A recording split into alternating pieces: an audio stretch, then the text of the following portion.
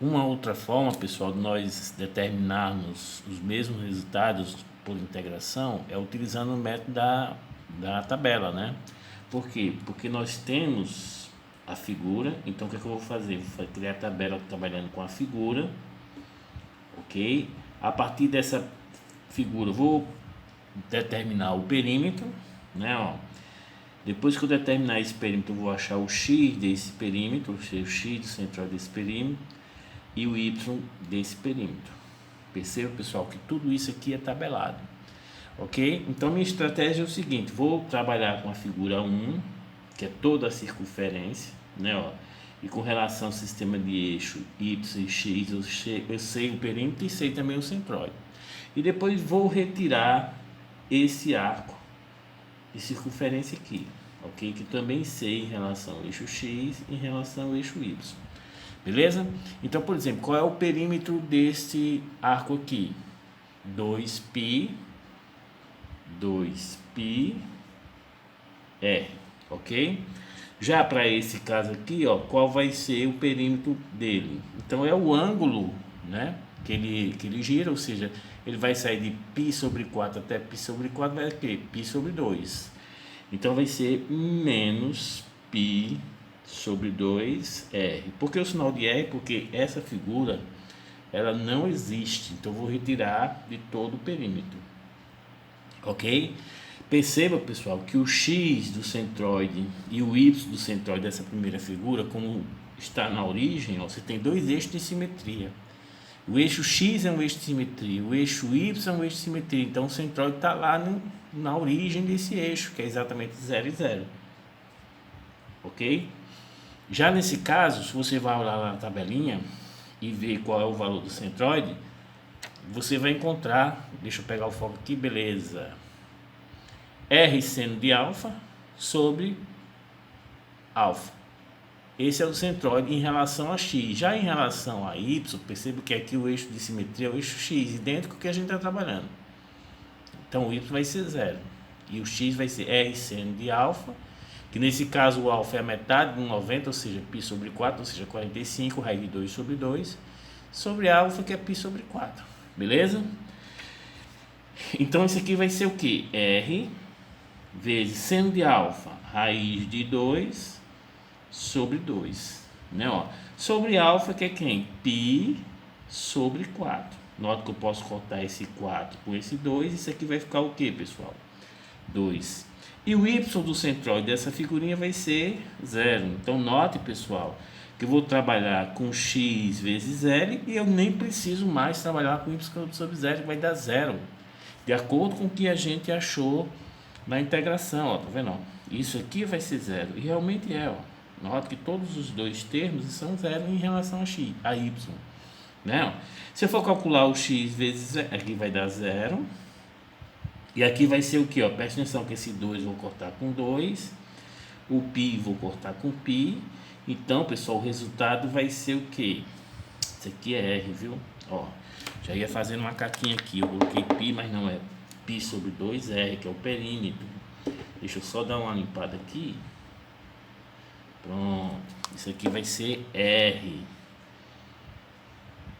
Então, quando você multiplicar, corta esse 2 com 2, né, ó, vai ficar menos π, menos raiz de 2, R ao quadrado, menos raiz de 2, R ao quadrado. Corto π com π, esse 2 corto com 2 aqui, ó, então vai ficar menos raiz de 2, R ao quadrado.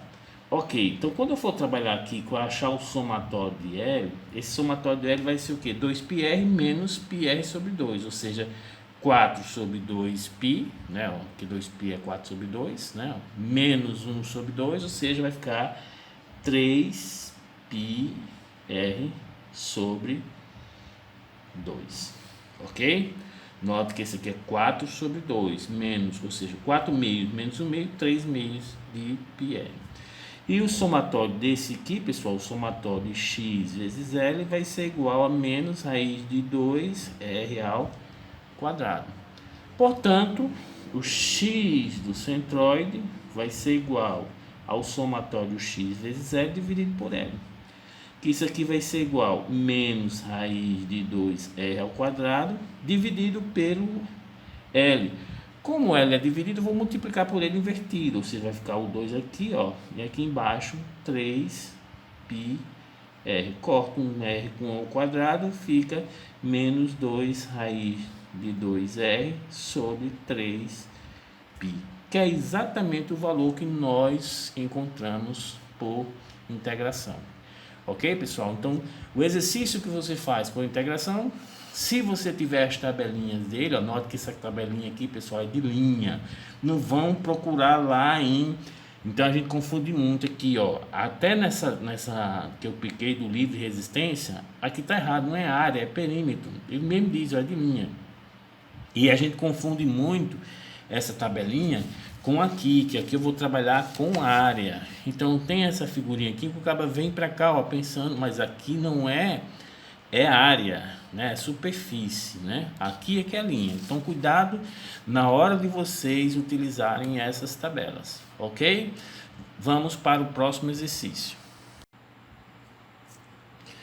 Antes de nós entrarmos no exercício 6, pessoal, vamos ver o teorema de Pappus-Gudinos, né, ó.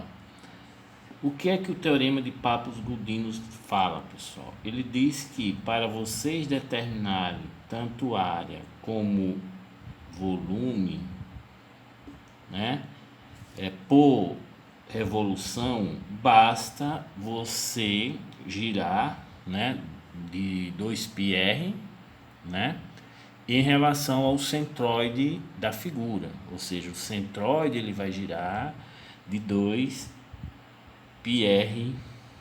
né, gerando a área ou o volume.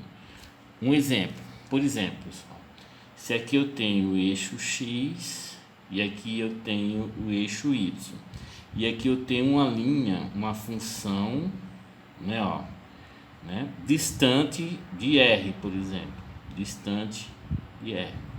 Então, se eu fizer o giro dessa linha em relação ao centroide, ou seja, em relação a esse ponto, né, ó, se eu for girar em relação ao eixo x, qual vai ser o valor da área? A área em relação ao eixo x vai ser igual a 2π vezes o R, que é a distância do centroide desta linha, ou seja, isso aqui, pessoal, é L. Então aqui vai estar o centroide, então esse centroide vai estar a L sobre 2, isso é óbvio. Então, se eu quero girar em relação ao eixo x, basta eu fazer 2πr vezes L, ok? Que é o tamanho da linha, né?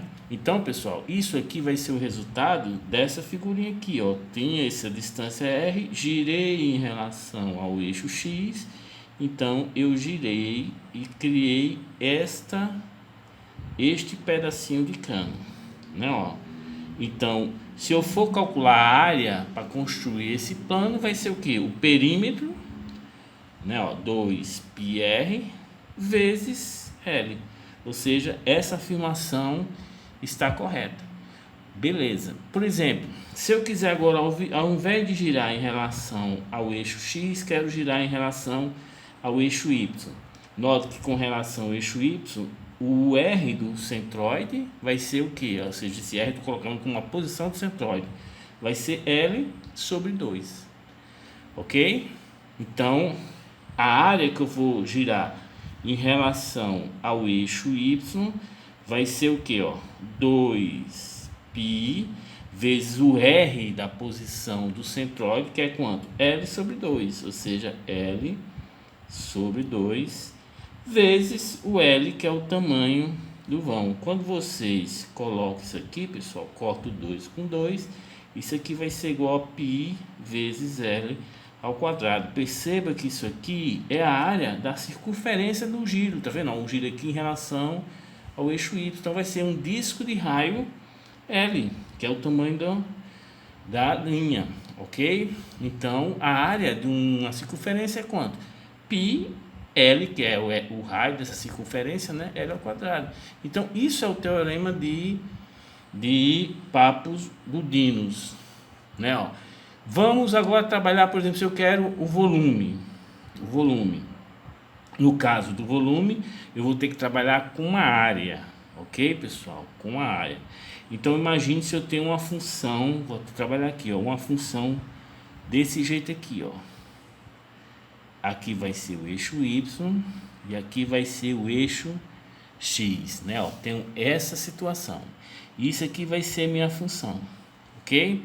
Então, vamos dizer que essa função tem esse tamanho aqui igual a H e esse tamanho aqui igual a B, que é a base, ok? Aonde é que fica o centroide dessa figura? Agora estou trabalhando com não mais o giro de uma linha, mas sim um giro de uma área. O centroide está aqui, ó, ok? Quando eu for girar em relação ao eixo X, qual é o raio do centroide em relação ao eixo X? Vai ser esse tamanho aqui, ó. Vai ser esse raio, raio do centroide, que vai ser igual a quanto, pessoal? 1/3 de B, ok? Então, como isso aqui vai ser uma área, né? Se eu quero calcular agora o volume em relação à revolução em relação ao eixo X, isso aqui vai ser o que, pessoal? Vai ser o raio de giração, ou seja, 2π vezes o raio de giração, que é B sobre 3, ok? Vezes a área, ou seja, BH sobre 2, que é um triângulo, tá vendo? Ó? Então, corta esse 2 com 2. Então, isso aqui vai ser igual a quanto, pessoal? Ó, π, né? Ó, π, h, b ao quadrado sobre 3. Você vai em qualquer tabelinha de volume, né? E vocês vão achar o volume de um cone igual a π BH. Se H aqui no caso a base é B, o B vai ficar ao quadrado sobre 2, sobre 3, né? Ó. E eu posso também fazer agora a revolução em relação ao eixo Y, mas preste atenção. Se eu faço a revolução em relação ao eixo Y, a figura que eu vou encontrar, pessoal, vai ser essa calota aqui, ó. Ok? Aqui um ponto e vai ser essa calota aqui, ó. Tá vendo, ó? Diferente do... Se eu quiser girar em relação a esse ponto, aí sim eu vou ter um outro côno. E vocês vão perceber que essa calota aqui, pessoal, em relação ao eixo Y, como é que eu vou utilizar? Agora o meu raio de giração vai ser quanto, pessoal? Vai ser o RC para o giro em relação ao eixo Y, vai ser igual. Como é em relação a H, ó, é 2/3 ou 1/3? Vai ser 2/3 de H. Ok, pessoal? Então isso é o que a gente chama o teorema de Papos Gudinos, que a gente vai utilizar na resolução deste exercício na próxima aula.